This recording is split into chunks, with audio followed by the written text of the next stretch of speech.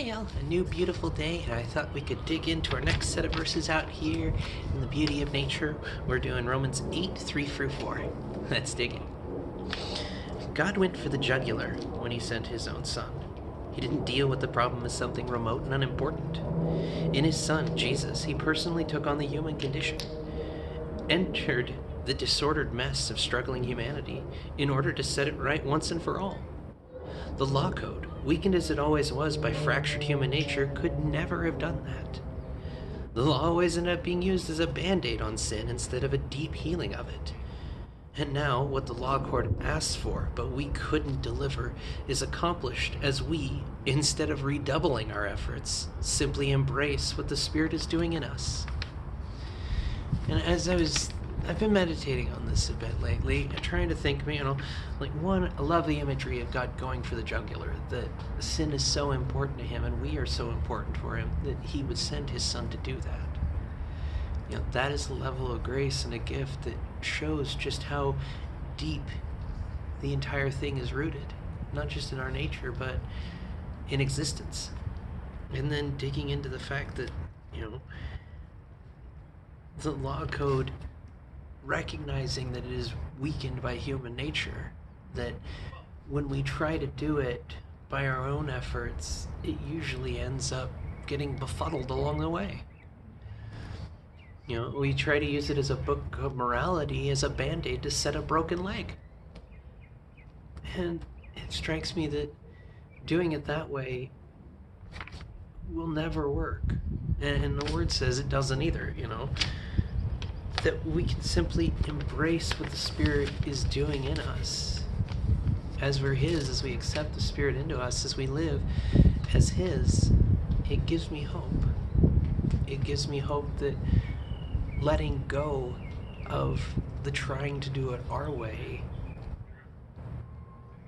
and living the way that God presents, living with kindness and decency and passion and love, and letting go of preconceived notions.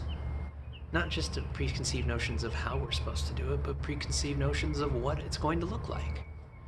Especially when you consider how different we all vastly are.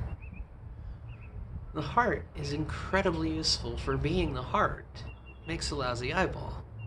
It can pump blood, or, using it the other way, feel. But it may not be able to see or hear. You know what I mean? We can't be expectant of everyone to be the same. After all, that's not what the Bible preaches. It doesn't teach uniformity. It doesn't teach conformity. It teaches community. It teaches being connected to each other.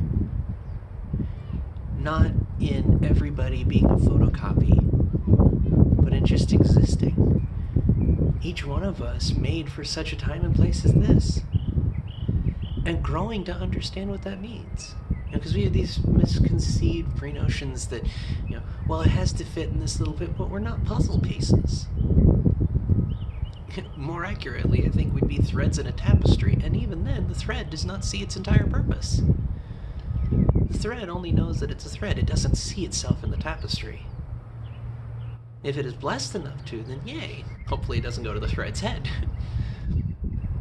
But it strikes me that part of the gift that is being made in his image is finding out why each one of us was made the way we are. And that requires relationship. And it requires a willingness to say, okay, God, you know everything about me.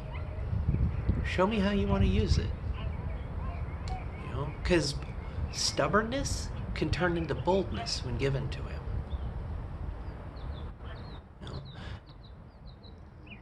Frustration can be used as fuel, righteous anger spurring us on to do something greater.